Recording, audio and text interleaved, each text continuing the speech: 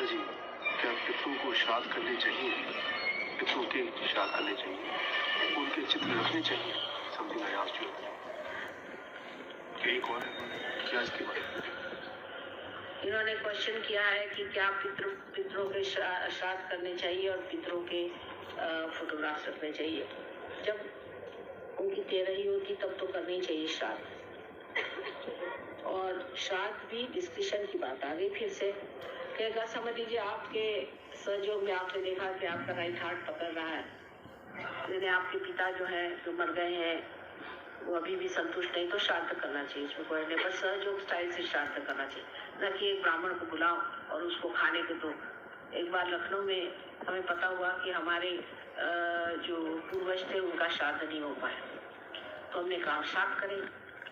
तो उन्होंने कहा कि भाई तुम्हारा श्राद्ध का क्या विधि? हमने कहा हमारा तो एक ही, हम खाना बना के और सबको खिलाएंगे खाना, बस ये हमारा श्राद्ध है। तो हमारी सिस्टर इन लॉ बेचारी ट्रेडिशनल थी, उन्होंने कहा नहीं यहाँ तो श्राद्ध ऐसा था कि 5 ब्राह्मण बुलाओ। मैंने कहा 5 क्या, यहाँ तो एक भी ब्राह्मण दिखाई नहीं दे रहा।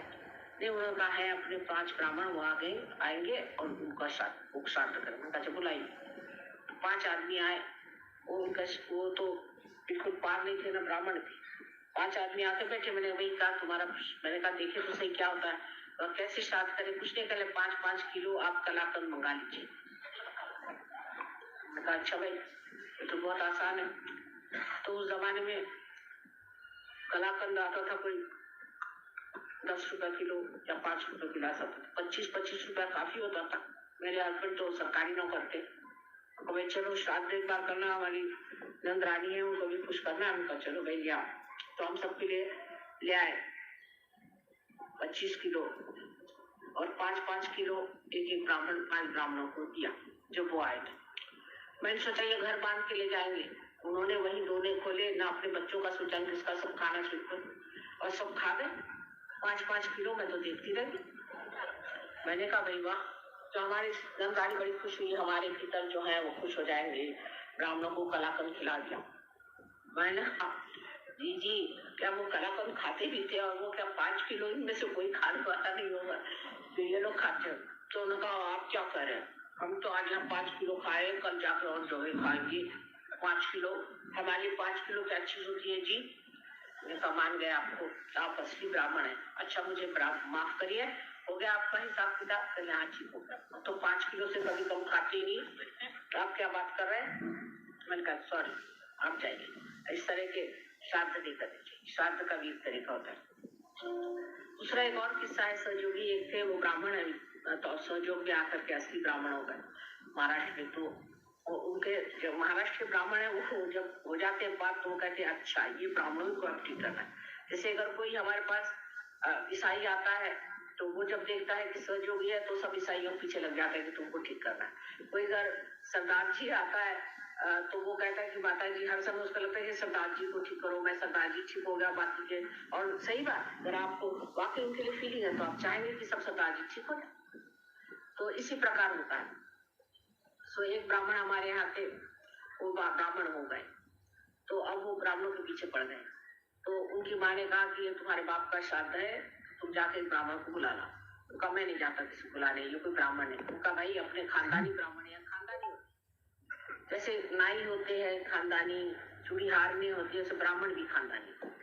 तो वो खानदानी है, उसको बुला के ये गए उसके पास। उससे कहा भाई देखो हमको तो श्राद्ध कराने को माने का, हम तो विश्वास नहीं करते, पर हम माने का तो करा देते हैं तुम्हारा, तुम आओ श्राद्ध। उसने कहा कि अच्छा ठीक है, आप ऐसा करो कि गुरुवार को रखो तुम श्राद्ध करें। उसने कहा कि मंगलवार को नहीं ठीक है, कल नहीं मंगलवार को ठीक नहीं, और गुरुवार को बड़ा अच्छा दिन है और पंचांग के अनुसार मैं तुमको बता रहा हूँ गुरुवार को ठीक। ये घर आए, इन्होंने पंचांग देखा। तो महाराष्ट्र तो जानते हैं संस्कृत और लोगों जैसे नहीं है, संस्कृत खूब जानते हैं, पढ़ा उन्होंने। पंचांग में लिखा था कि निषिद्ध है, गुरुवार के दिन होना ही नहीं चाहिए श्राद्ध।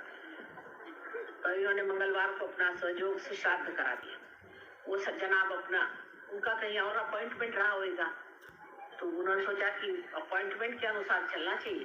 तो वो जब गुरुवार को आए तो इन्होंने कहा कि आइए। उनका क्या आप बताओ, श्राद्ध का खाना वाना कुछ नहीं, आपको एक कप चाय भी नहीं मिलेगी। उनका क्यों? कल आज श्राद्ध निषिद्ध है, आप देखिए पंचांग में लिखा। आज नहीं कर सकते श्राद्ध, और मैंने तो मंगलवार को करी 11 जाएगी।